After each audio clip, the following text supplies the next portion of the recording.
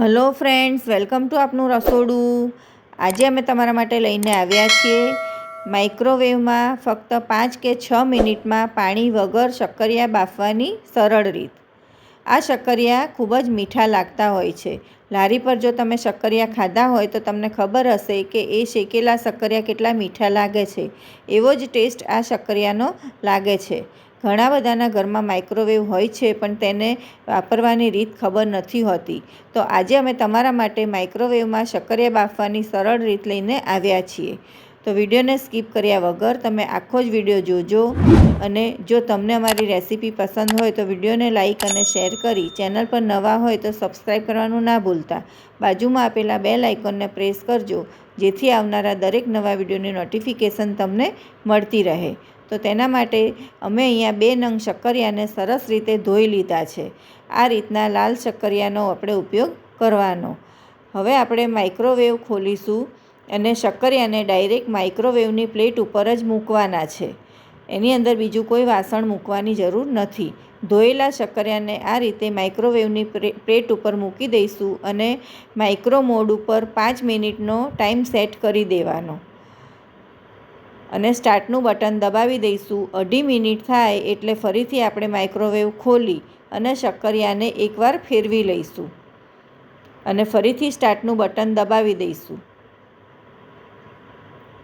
આ રીતે ફરીથી સ્ટાર્ટનું બટન દબાવી દઈશું એટલે 5 જ મિનિટમાં આપણા શક્કરિયા બફાઈ જશે। જો તમને વધારે પડતા બાફેલા શક્કરિયા ગમતા હોય તો તમારે 6 મિનિટ મૂકવાનું અને જો થોડાક સહેજ ઓછા બાફેલા ગમતા હોય તો 5 મિનિટ મૂકવાનું। અમને અહીંયા સહેજ કડક ગમે છે એટલે અમે 5 મિનિટ મૂક્યું છે પણ આ શક્કરિયા કાચા નથી રહેતા। હું તમને એક શક્કરિયું કટ કરીને પણ બતાવી દઉં। તમે જુઓ અંદરથી પણ સરસ ચડી ગયું છે। આ રીતે તમે ફક્ત 5 જ મિનિટમાં શક્કરિયા બાફી શકો છો માઇક્રોવેવમાં અને આ ખૂબ જ મીઠા લાગતા હોય છે। હવે આપણે આ શક્કરિયાને છોલી લઈશું।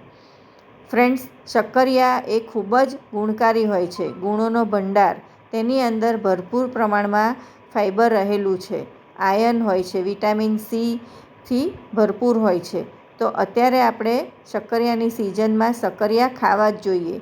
રોજિંદા જીવનમાં તેનો ઉપયોગ કરવો જોઈએ અને બાળકોને પણ તમારે શક્કરિયા ખવડાવવા જોઈએ। તેનાથી હાડકાં અને આંખો બધું જ સારું થાય છે। આ રીતે શક્કરિયાને આપણે ફોલી લેવાના।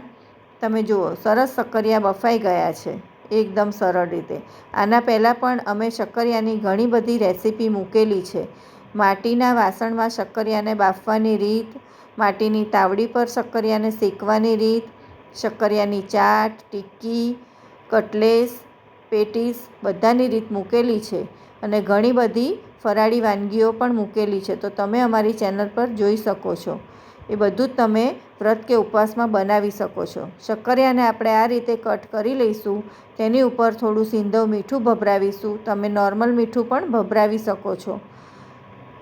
ત્યારબાદ થોડું મરચું અને લીંબુનો રસ।